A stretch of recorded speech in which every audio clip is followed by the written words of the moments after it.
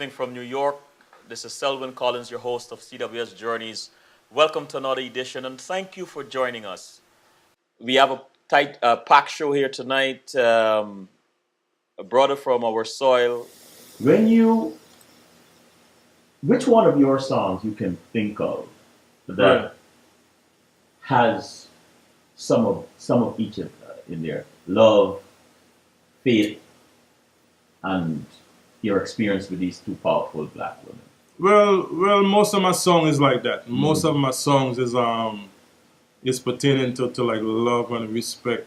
If I sing of women or I sing about women, you know, it is not too outrageous. It's just the natural thing about love and making love and stuff like that. I'm not gonna call a woman the B word in my song, or you're not gonna hear that stuff. So respect is big. Yeah. You might hear bend over, but it's not gonna be explicit. Right. In terms of you know.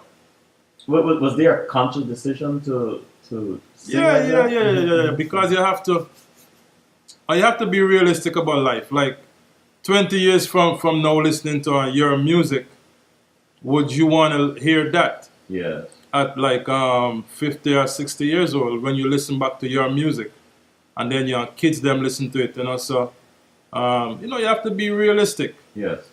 You know, talking about fling off drawers and skirt feet, dropping a bush, and you know, you know, you have to be realistic, man. When did you decide you wanted to do music professionally? After coming to America, I lived there for like 3 years. Then I met up with my best friend from St. Mary, Jamaica, and you know, we the first night I saw this dude, man, it was just like something different, and we just clicked. You know what I mean? We clicked, and where's he from? He's Jamaica. You know what I mean? Okay. Big up popular anywhere there in the world, you know. But it's just that from there we met another friend who's chaperones, and he has a set called Ninja Express. And from there, you know, we just started to practice every week. Some week, well, I was horrible. I would write, have like a bunch of scrap papers in I could remember like a ShopRite plastic bag. Yeah, I would come to practice every week, and I'm learning how to like write, you know, learning how to write on rhythm. Everybody else was better than me, but me just I learn how to write on rhythm and just perfect my craft. When did you have a breakthrough? Do you remember that? Yeah, I had a breakthrough after he told me that he stopped me one day because I wasn't rhyming, and he says, "Dog, you cannot write lyrics and it doesn't rhyme. In reggae, you have to rhyme, like cat, but, and if you're gonna pause up and say like maybe house, spouse, you know, and then you might pause up and say mat, lat, you know, but don't say cat, furniture, and chair. You know what I'm saying?" Yeah. So he kind of drew me up in the hallway, and I was definitely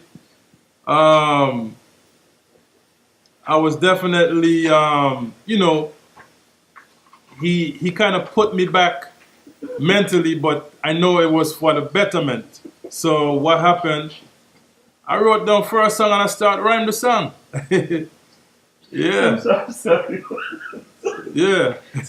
you gotta give him a lot of thanks then. Yeah, because Popular stopped me because I thought I was the best writer. Yeah, I thought I was the greatest writer in the world. So, yeah.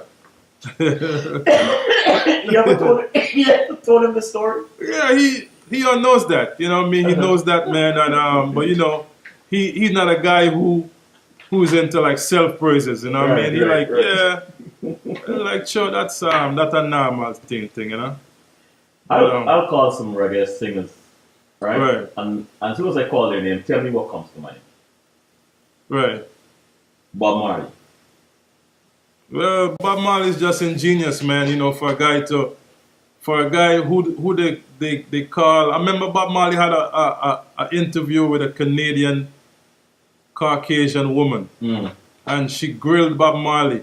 Well, the posses is killing people in Canada, and they're bringing coke and this and that. And Bob Marley, you know, your hair looks strange, and people gonna think you are strange, like you crazy. And Bob Marley just hold it cool. And for like people to for a guy to be a so-called not with the crowd, Yeah. smoking weed, nappy hair, and those things to come out of his mouth and his spiritual being, man. Mm-hmm. It's totally unbelievable, man. Unbelievable. His music is like powerful, powerful, man. Next one, Buju Banton. Yeah, Buju Banton. I performed with Buju Banton already. Buju Banton is greatness, man, but it's just the system Mm-hmm. had it out for him, you know, and they caught up with him just because of the boom bye bye. But Buju's a great guy. Mm-hmm. Hmm. Bounty Killer. Bounty Killer is a great asset to reggae music because Bounty Killer is still relevant after 1992. So Bounty Killer is one of my favorite artists in the world. Sparrow. I performed at Sparrow in Georgia Music Fest.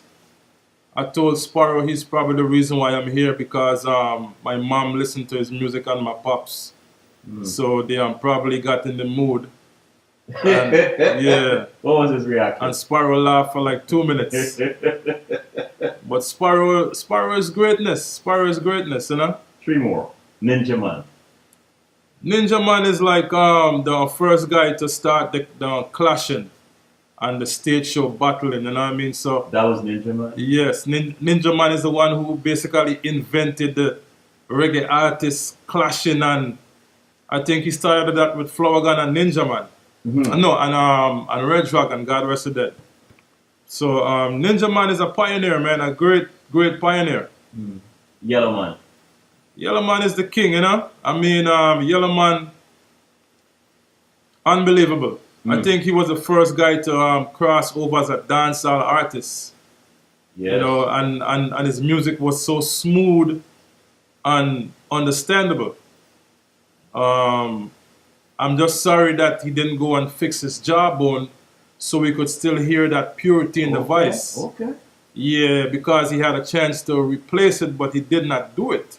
So his voice was Yeah, special. yeah. So it kind of muffled up in voice and stuff like that. But Yellow Man, I kind of miss that voice. You know, he's still a great performer, but the voice and the jawbone kind of it's not bringing out the real voice that we used to, like the classic Yellow Man voice. You know. Yes.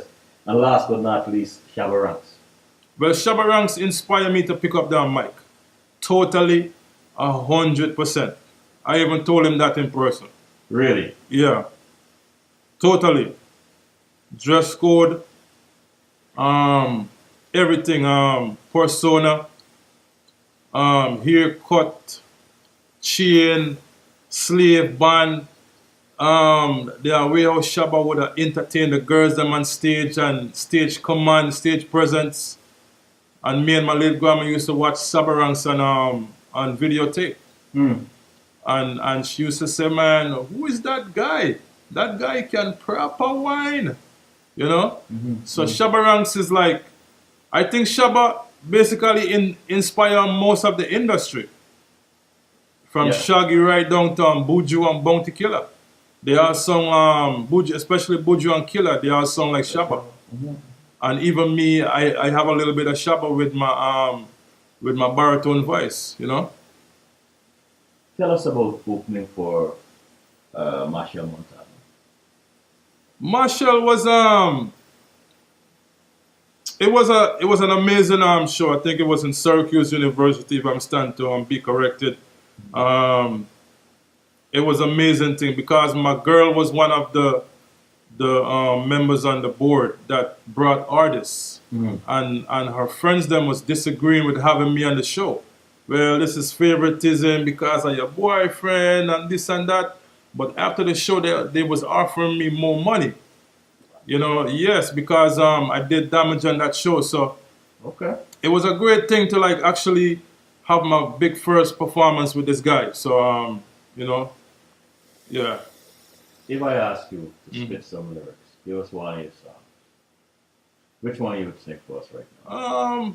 It doesn't matter, you know. Spit one for. Try not to swing out. Right.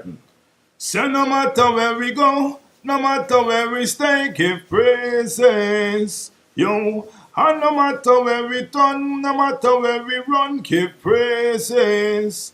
Kapa Shanti ever falling to the ground and eating off the mud, give praises. Yo, despite of all my stress, not more, not less, give praises. Good gosh.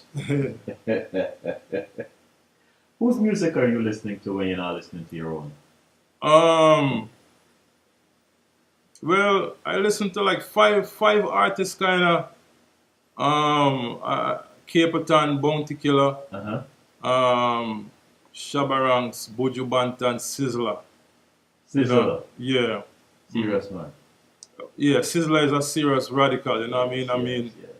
Sizzler don't care about visa and traveling and going places and doing this and that, you know. So, you know, he's a serious guy who believe in the purity of the Bible and like keeping the way how it should be. So he doesn't care about money and traveling.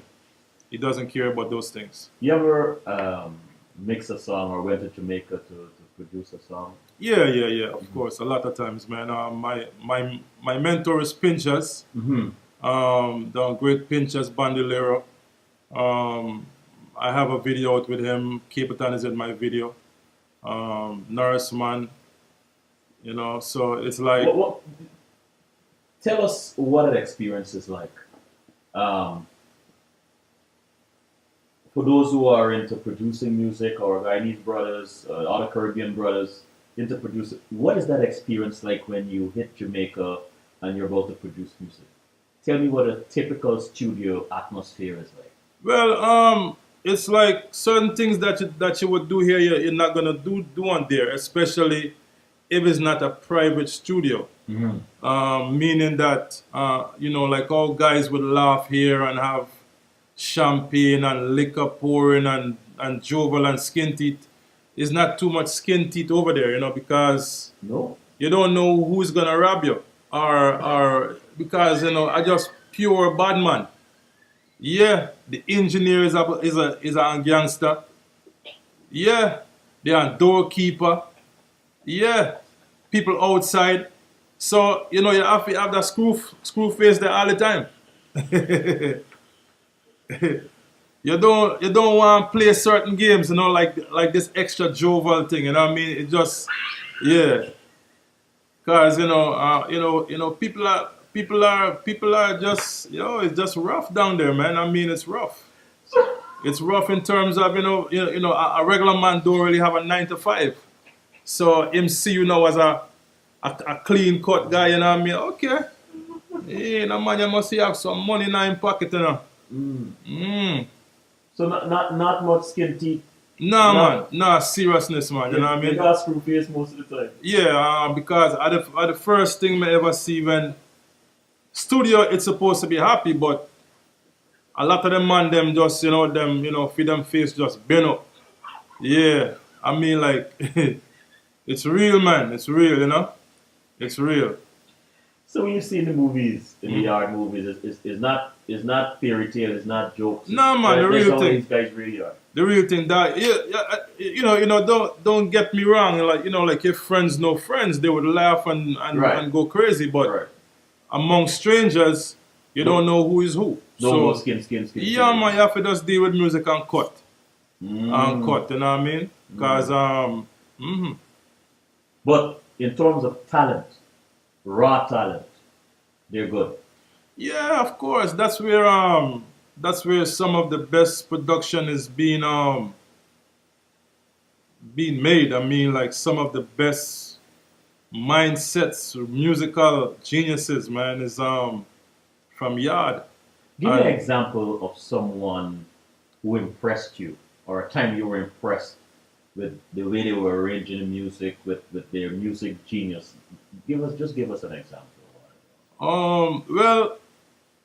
well, I gotta bring it back to my mentor Pinchers. Uh-huh. Yeah, he's also a guy who produced music, and he's very methodical in the way how, if that's the word, Yes. Mm-hmm. in the way how he does it. You know what I mean? You know, sometimes you don't want people up in there, so at least he can focus. Okay. But he's also a good writer, and a lot of the producers down there, man. I mean, are great, but you have some now that just pick up a computer and a laptop and them feel like said them know how to build a rhythm, and they're the biggest thing in the world. But that's not the fact. Mm. You know what I mean? But it's just the way how things has gotten so. A lot of guys don't even know how to play an instrument, and they call themselves big producers. So it has gotten wishy-washy, like over the time, you know. But you know,